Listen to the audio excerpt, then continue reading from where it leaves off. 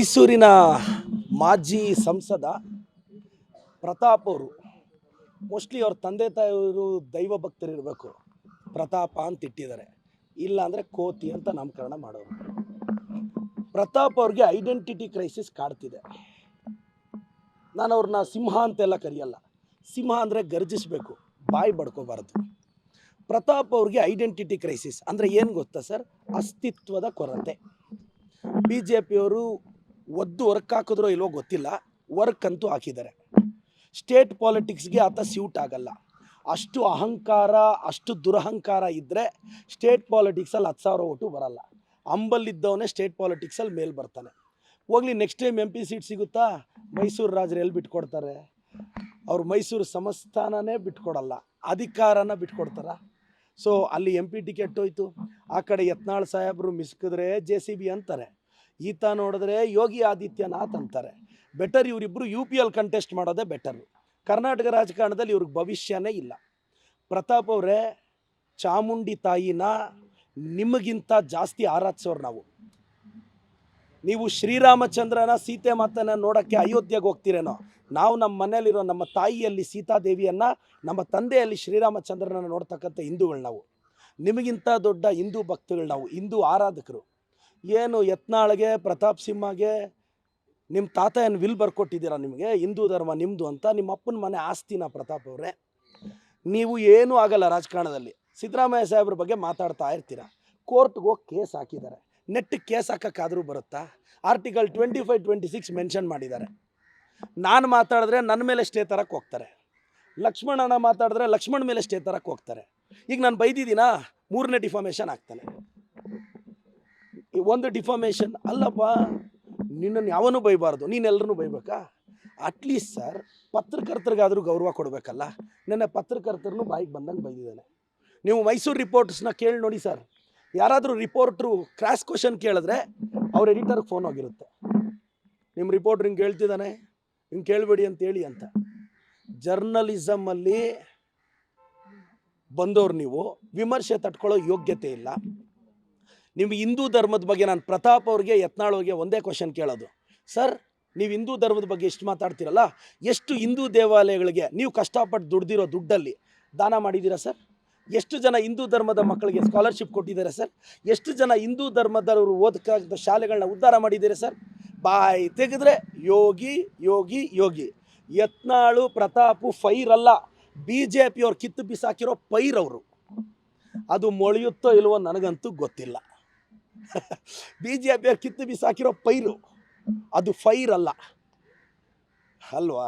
ಏನೋ ಪ್ರತಾಪ್ ಅವರೇ, ಕೋತಿ ಥರ ಆಡಬೇಡಿ, ಕಮಂಗಿ ಥರ ಆಡಬೇಡಿ, ಬಾಯಿ ಮುಚ್ಕೊಂಡಿರಿ. ನೀವು ಸ್ಟೇ ತರ್ತೀರ ನನಗೆ ಗೊತ್ತು, ವೆಕೇಟ್ ಮಾಡಿಸೋದು ನಮಗೆ ಗೊತ್ತಿಲ್ವೇನೋ? ಅದು ನಮಗೆ ಗೊತ್ತು.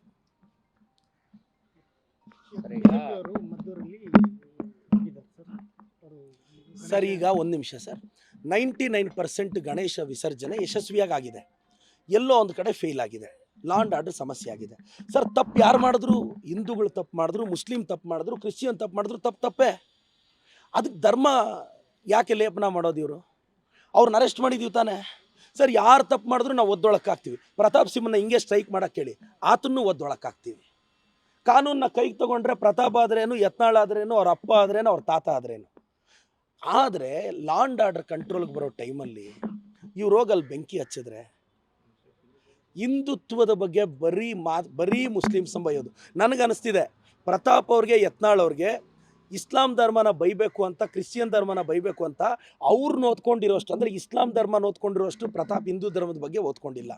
ನಾನು ಯತ್ನಾಳ್ಗೆ ಬಹಿರಂಗ ಸವಾಲಾಗ್ತಿದ್ದೀನಿ, ಬನ್ನಿ ಸರ್ ಒಂದು ಹಿಂದೂ ದೇವಾಲಯದಲ್ಲಿ ಕುತ್ಕೊಳ್ಳೋಣ, ಹಿಂದೂ ಧರ್ಮದ ಬಗ್ಗೆ ಚರ್ಚೆ ಇಡೋಣ.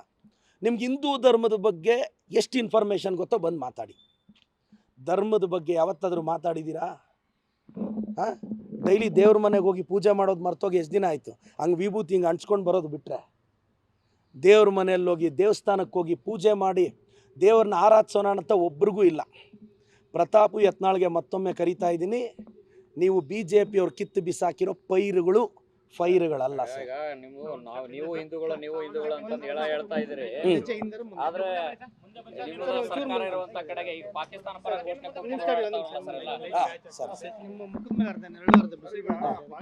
ಪರ ಘೋಷಣೆಗಳು ಕೂತ್ಕೊಂಡು ಓಡಾಡ್ತಾ ಇದ್ದಾರೆ. ಶಾಸಕರು ನಾನು ನೆಕ್ಸ್ಟ್ ಹುಟ್ಟಿದ್ರೆ ಮುಸ್ಲಿಂ ಆಗಿ ಹುಟ್ಟಬೇಕು ಅಂತ ಹೇಳ್ತಾರೆ. ಈ ತರ ಮಾತಾಡ್ತಾರೆ ಸರ್. ಅವನು ಯಾರು ಕೂಗಿದನೋ ಅವನಿಗೆ ಬೇಲು ಸಿಗಬಾರ್ದು ಅಂತ ಸೆಕ್ಷನ್ ಹಾಕ್ತೀವಿ. ಯಾವನೋ ಕೂಗಿದ್ರೆ ಅದಕ್ಕೆ ಸರ್ಕಾರ ಏನು ಮಾಡೋಕ್ಕಾಗುತ್ತೆ? ನಾವು ಕ್ರಮ ತಗೊಳ್ಳಿಲ್ಲ ಅಂದರೆ ನಾನು ಹೋಮ್ ಮಿನಿಸ್ಟ್ರಿಗೆ ರಿಕ್ವೆಸ್ಟ್ ಮಾಡ್ತೀನಿ. ಅದೇನೋ ಪದ ಬಳಸ್ದ ಅಲ್ವಾ, ನಾನು ಆ ಪದಾನ ಕೂಡ ಬಳಸಲ್ಲ. ನಮ್ಮ ಶತ್ರು ದೇಶದ ಪದಾನ ಕೂಡ ನಾನು ಬಳಸಲ್ಲ. ಅಷ್ಟು ಹೇಟ್ ಮಾಡ್ತೀವಿ ನಾವು ಆ ದೇಶನ. ಅವ್ನು ಯಾವನೋ ಕೂಗಿದಾನಲ್ಲ ಅವ್ನು ಒದ್ದೊಳಕಾಗ್ತೀವಿ, ಬೇಲ್ ಸಿಗದೆ ಇರೋ ಸೆಕ್ಷನ್ಸ್ ಹಾಕ್ತೀವಿ. ವಿಧಾನಸೌಧದಲ್ಲಿ ಕೂಗಿದವ್ರ ಮೇಲೆ ಏನಾಯ್ತು ಸರ್ ಆಕ್ಷನ್? ಎಲ್ಲಿವರೆಗೂ ಬಂತು ಸರ್? ಖಂಡಿತವಾಗೂ ಅದು ಕ್ರಮ ಆಗುತ್ತೆ. ಇವತ್ತಲ್ಲ ನಾಳೆ ಕ್ರಮ ಆಗುತ್ತೆ, ಆಕ್ಷನ್ ತಗೊಂತಾರೆ. ರಾಜ್ಯಸಭೆ ಸದಸ್ಯರೇ ವಿಚಾರಣೆಗೆ ಬರದೆ ಕೊನೆಗೆ ಇದೆಲ್ಲ ಬಂದ ಮೇಲೆ ಲಾಸ್ಟಿಗೆ ಅನಿವಾರ್ಯವಾಗಿ ಹೋದ್ರು. ಹಾಗಾಗಿ ಇಂಥ ವಿಚಾರಗಳಲ್ಲಿ ಸರ್ಕಾರಗಳು ಎಷ್ಟು ಗಂಭೀರವಾಗಿರ್ತವೆ ಅನ್ನೋದು ಕೂಡ ಅಷ್ಟೇ ಪ್ರಮುಖ ಅಲ್ವ? ಖಂಡಿತವಾಗೂ ಸರ್. ಈಗ ನೋಡಿ, ಇವತ್ತೊಂದು ಗಣೇಶನ ಹಬ್ಬದ ಟೈಮಲ್ಲಿ ಯಾಕೆ ಇಂಥ ವಿಚಾರಗಳು ಬರೋದು? ಇವ್ರು ಹೋಗಿ ಯಾಕೆ ಬೆಂಕಿ ಹಚ್ಚೋದು? ನಮಗೆ ಬೇಸರದ ಸಂಗತಿ ಏನಂದರೆ ಲಾ ಆ್ಯಂಡ್ ಆರ್ಡರ್ ಕಂಟ್ರೋಲ್ಗೆ ಬರೋವಾಗ ಒಂದು ಕೋತಿ ಮೈಸೂರಿಂದ ಬರುತ್ತೆ, ಒಂದು ಕೋತಿ ಬಿಜಾಪುರದಿಂದ ಬರುತ್ತೆ. ಮಾತಾಡಿದ್ರೆ JCB ಅಂತಾರೆ, ಮಾತಾಡಿದ್ರೆ JCB ಅಂತಾರೆ, ಮಾತಾಡಿದ್ರೆ ಯೋಗಿ ಆದಿತ್ಯನಾಥ್ ಅಂತಾರೆ. ಹಂಗಾದರೆ ಕರ್ನಾಟಕದಲ್ಲಿ ಯಾವ ಮುಖ್ಯಮಂತ್ರಿನೂ ಯೋಗಿ ಆದಿತ್ಯನಾಥ್ ಥರ ಇರಲಿಲ್ವಾ? ಹಂಗಾದರೆ ಕರ್ನಾಟಕದ BJP ಮುಖ್ಯಮಂತ್ರಿಗಳೆಲ್ಲ ಅಯೋಗ್ಯರು ಅಂತಾನೆ ಇವ್ರ ಅರ್ಥ? ಮಾತಾಡ್ತಿದ್ರೆ ಯೋಗಿ ಅಂತ ಮಾತಾಡ್ತಾರೆ. ಸರ್, ಲಾ ಆ್ಯಂಡ್ ಆರ್ಡರ್ ಕಂಟ್ರೋಲಿಗೆ ಬರಬೇಕು. ಇವ್ರು BJP ಅವ್ರು ಹೀಗೆ ಮಾಡಿದ್ರೆ ನಮ್ಮ ಸರ್ಕಾರ ಕ್ರಮ ತಗೊಳುತ್ತೆ. ನನ್ನ ಗೃಹ ಸಚಿವರ ಮೇಲೆ, ಮುಖ್ಯಮಂತ್ರಿಗಳ ಮೇಲೆ, ಉಪಮುಖ್ಯಮಂತ್ರಿಗಳ ಮೇಲೆ ಭರವಸೆ ಇದೆ. ಆ್ಯಕ್ಷನ್ ಇನಿಷಿಯೇಟ್ ಮಾಡ್ತೀವಿ ಸರ್. Thank you